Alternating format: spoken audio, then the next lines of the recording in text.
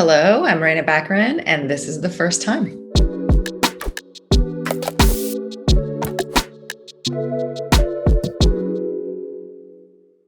So I read the script and immediately was drawn to the character, but also to the story globally. I felt like it had a great message, and it wasn't just your typical disaster movie where like you have a bunch of scientists trying to figure out how to save the world.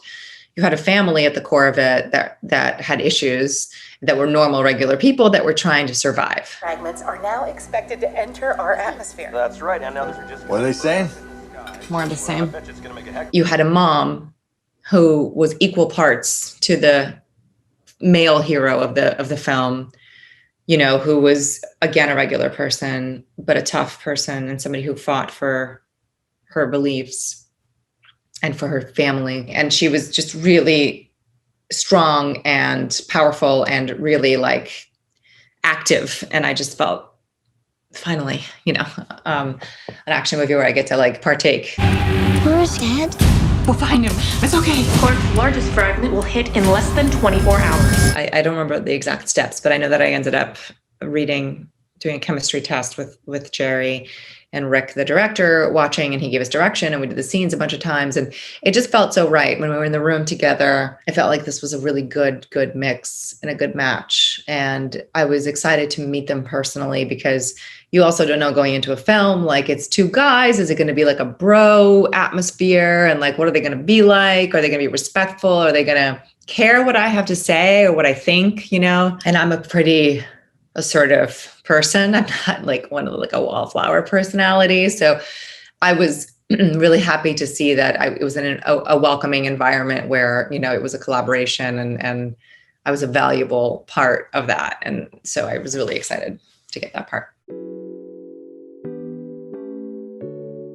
The very first time I was 7, it wasn't the time that we ended up staying. We ended up staying only for a year, moving back and then coming back when I was 10. But the very, very first time I was 7 years old, did not know what to expect. All I remember everybody telling me was how cold it was going to be.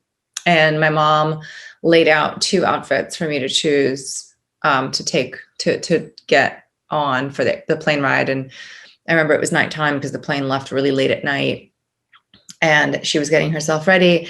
And I put both of them on because I thought it was so cold that I should have 2 pants on and 2 shirts and 2 sweaters and 2 pairs of socks. And she was like, hold on, I'm going to be on an airplane. Probably on Firefly. The strength of her love for them, it's what kept them together. I remember being terrified, not wanting to see it, but at the same time, so curious. And I thought, this is the most bizarre experience ever. And this show is so insane. Nobody's going to watch it. And nobody did. And then they did. And then it became a cult classic. And I remember this feeling that maybe I was going to walk down the street and everybody was going to know me. But that's really not how it works. My first day of shooting was my son's first birthday. And I was so mad and so sad that I had to get on a plane that day. And I guess that wasn't my first day. That was the day I went to New York to meet Ben and the producers and director. And the next day I was on set.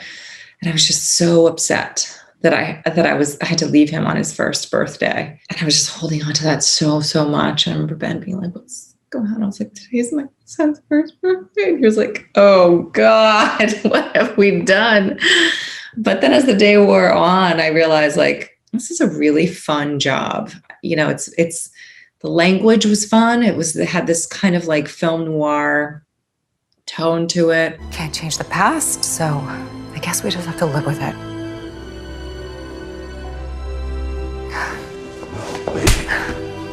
And our characters banter with each other were really fun, especially in that first season. And I really enjoyed it despite myself, and ended up postponing his birthday party for when I got back home. The first time was actually in the audition. I knew him a little bit just through friends in Los Angeles and knew he was a total goofball and just a really nice guy. So I was really happy when I got the role. In the audition, I had to like give myself a pep talk, just like, this is a character that is irreverent, that is not afraid of anybody or anything. and doesn't give a fuck. Like, if you're going to get this part, you got to just show up and not be afraid to go too far. And I really gave myself permission to just be one of the guys. I did that. Buck, you best apologize before. Yeah. That. Say the magic words, Fat Gandalf. To be ballsy, to be irreverent, to just be off color. And when the minute I walked in the room, like, I could tell he really wanted me to succeed, and he was really there to play. And it was immediately just so much fun. That was really intense. I had been chasing, work there for a while, and nothing seemed to fit into my schedule in the right way. It was either, a soap opera that I can't live down there for 8 months with having a family in the States and just having projects back to back. It was a hard thing to fit. And Celton Mello, who's a great actor and director in Brazil, we'd met probably about 10 years ago, have been trying to find something to do together. And when he said he was directing In Treatment, I thought this would be amazing. And then when he told me that they shoot an episode a day, I thought, wow, I don't know that if I can do that, but it does fit into my schedule because 7-8 episodes is a week.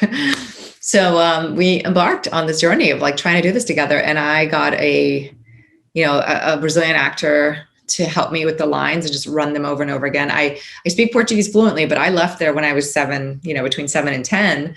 So my grammar is atrocious, and it's hard for me to like improvise, and In Treatment is a show that is 2 people sitting in a room talking to each other. And there is a lot of language and psychological babble, and, it's very human and very connected. And I couldn't be fearful. I had to be commanding. And so it was really challenging. A gente tá no mesmo time, você não percebeu? Pois é. Mas é só bola na trave. And I really enjoyed it. I'm actually trying to do this season, even though I can't travel there right now. We're going to try to do like a remote situation.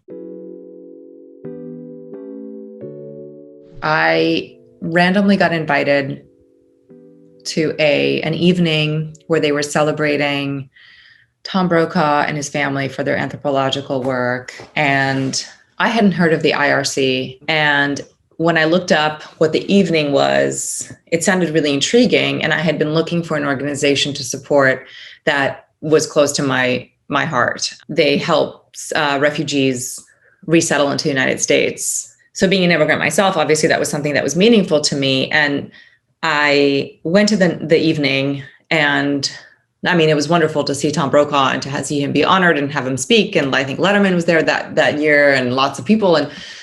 But what really stuck with me was they had several immigrants from various countries, from the Middle East, from Africa, from Europe, who, with the IRC's help, were able to come over to the US and get set up with a little apartment, a little bit of cash to start. And, a lot of them are coming into a country that works and functions very differently from where they're from. Some have issues with religion, some have issues with like being women and not feeling empowered in a society to live on their own. And just financially, how do you get that? How do you start a new life? These women and men got up and talked about how scary it was to move and how the IRC helped them, but more importantly, how they had a dream of something more in their lives. And some of them became doctors, and some of them became teachers, and some became, researchers. And it was just really, really inspiring. And it's just something that I feel like we need so much more in this world.